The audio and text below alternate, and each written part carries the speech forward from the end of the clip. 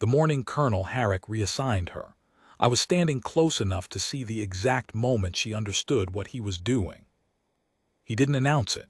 He walked to the assignment board at the front of the briefing room, a low timber structure at Fob Valkern, frost on the inside of the windows, 14 men sitting on ammunition crates and folding stools, and he lifted her position marker from the forward rifle slot on the left side of the board and moved it to the column on the right labeled Logistics/Rear Support.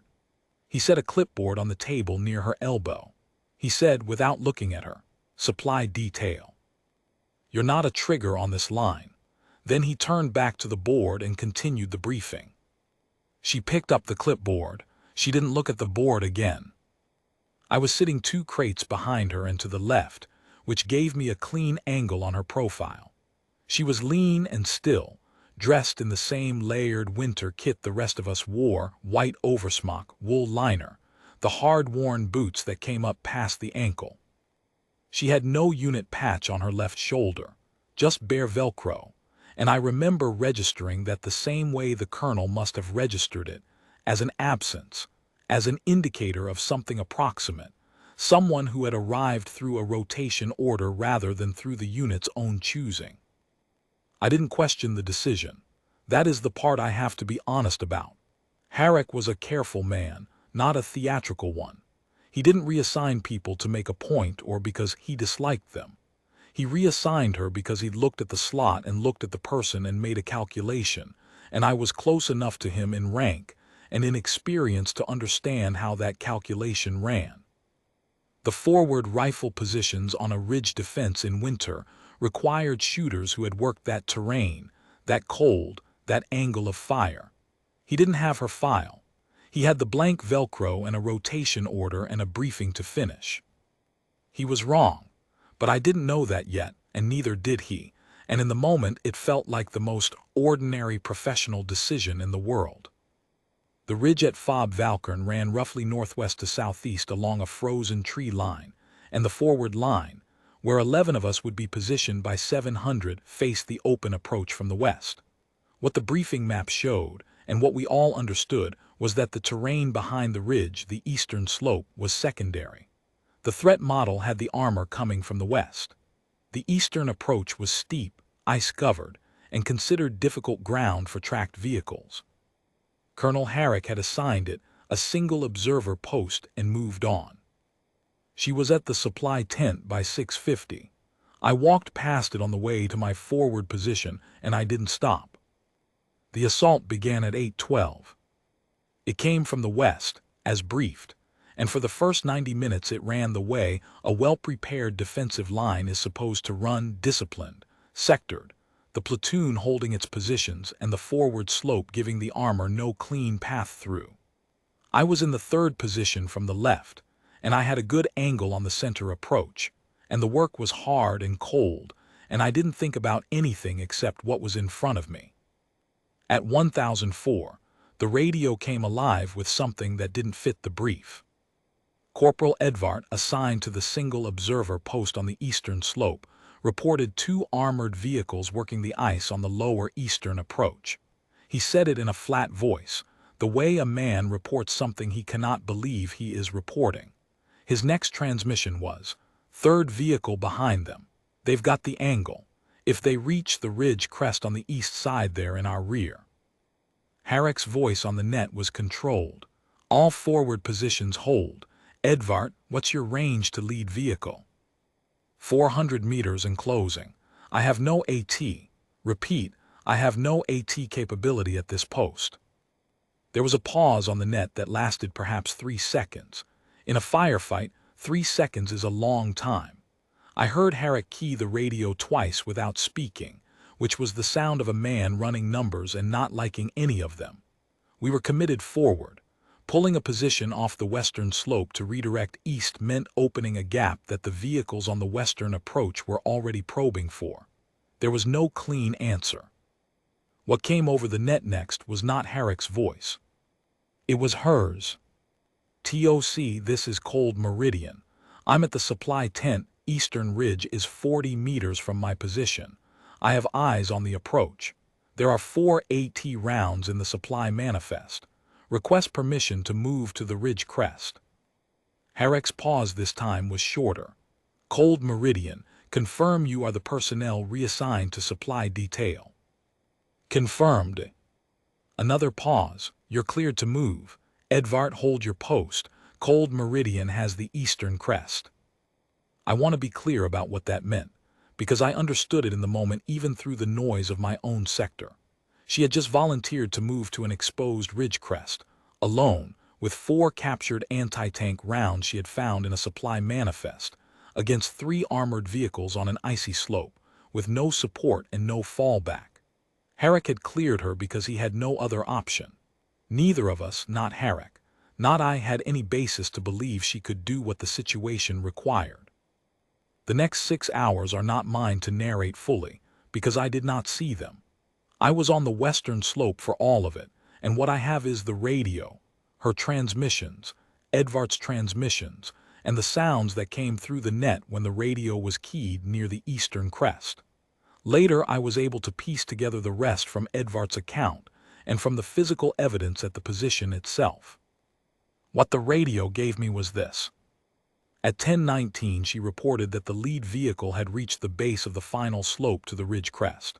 At 10:24, there was a transmission that was nothing but wind noise and a single hard concussion through the speaker. Edvard came on. First vehicle is stopped. It's stopped and smoking. She got it. At 10:41, a second concussion, shorter and higher pitched. Edvard again. Second vehicle, it's off the track. She put it on its side. The third vehicle held its position for a long time after that. Long enough that I began to think it was waiting for reinforcement, or waiting for us to break on the western side and redirect. At 11:48, there was a sustained period of small arms fire from the eastern slope, audible even from my position across the ridge. It lasted 11 minutes. When it stopped, Edvard came on the net and said simply, "Eastern approach is clear." The western assault broke at 12:23. I don't know why they broke, attrition, probably, or a calculation that the position wasn't going to open, but the vehicles on the western slope began to withdraw and Harek called consolidation at 12:41. We pulled back to the ridgeline in the standard order, and I moved east with 2 other men to link up with Edvard and the eastern post. I reached her position at 13:09. She was sitting with her back against a snow-covered boulder at the ridge crest, the rifle across her knees, looking east at the tree line below. 2 of the AT rounds were gone. The other 2 were still wrapped in their canvas sleeves, propped against the same boulder. There were 11 expended casings in the snow around her position, rifle, not launcher, laid out in a rough arc covering the approaches to the crest from below. 2 armored vehicles were visible on the lower slope, one on its side, one with its front end buried in the ice where it had gone off the track. The third was not visible, but Edvard said later it had reversed into the tree line after the small arms engagement and had not reappeared. She had been at that position for 6 hours and 2 minutes. She had not radioed once during the small arms engagement, except to give Harek a single status update when it ended. She had done what she told him she would do. I didn't speak when I reached her. I don't know what I would have said. I stood at the edge of the boulder and looked at the 2 vehicles on the slope and looked at the casings in the snow and felt the sum of everything I had agreed with at 6:50 that morning settle on me like the cold. Colonel Harek arrived at the position 14 minutes later. He came up the eastern slope on foot, which was not his habit. He was a man who used vehicles when vehicles were available, and he came alone, without his radio operator. He stopped at the edge of the position and stood there for a moment looking at the same things I had looked at. The vehicles, the casings, her, still seated against the boulder with the rifle across her knees. Then he knelt in the snow. Not a brief acknowledgement, a full kneel, one knee down, the way a man goes to the ground when the weight of something requires it. He held it for several seconds. When he stood, he rendered a full salute, and she returned it from where she sat. He said, "I need to read something to you." He pulled a folded paper from his inner pocket. She said nothing, and he read it not to her specifically, but loud enough that Edvard and the 2 men with me could hear it as well. It was a summary from the Joint Fire Registry. It listed her confirmed kills across 2 prior winter campaigns. It listed the cold weather long-range record she held at the Northern Training Facility. It listed the call sign, Cold Meridian, and the installations where that call sign was logged. It listed 2 decorations she had received before this unit had ever seen her face. When he finished reading, he folded the paper and put it back in his pocket. He said, "The Eastern Slope held because you held it." He paused. "I owe you an honest answer for what I did this morning, and I don't have one that satisfies me." She looked at him for a moment. Then she said, "The approach is clear, Colonel, nothing else." He nodded. He turned and walked back down the slope. I stayed at the position a while longer after the others had gone, not because there was any tactical reason to, but because I wasn't ready to leave it. The snow around the boulder was packed down where she'd been sitting for 6 hours, and the casings were already beginning to fill with blown snow, and the 2 vehicles on the slope below were going cold and quiet in the afternoon light. I had stood in that briefing room and watched Herrick take her marker off the board, and I had agreed with it without a word, without a moment's hesitation. The blank Velcro, the rotation order, the absence of context, all of it had run its familiar calculation in me and produced the familiar answer, and I had not questioned any of it. I still carry that, not as punishment, but as a fact about the kind of soldier I was at 6:50 on that morning, before the Eastern Slope corrected me. She was gone from Fob Valkern by the following dawn, transferred to the next posting her rotation order called for. I never learned where. I put the call sign in my own log that evening, Cold Meridian, top of the Eastern Slope, the ridge approach that did not break, and I have written it at the top of every position log I've kept since. Not as ceremony, as the thing I owe her for what I failed to do before she had to prove it.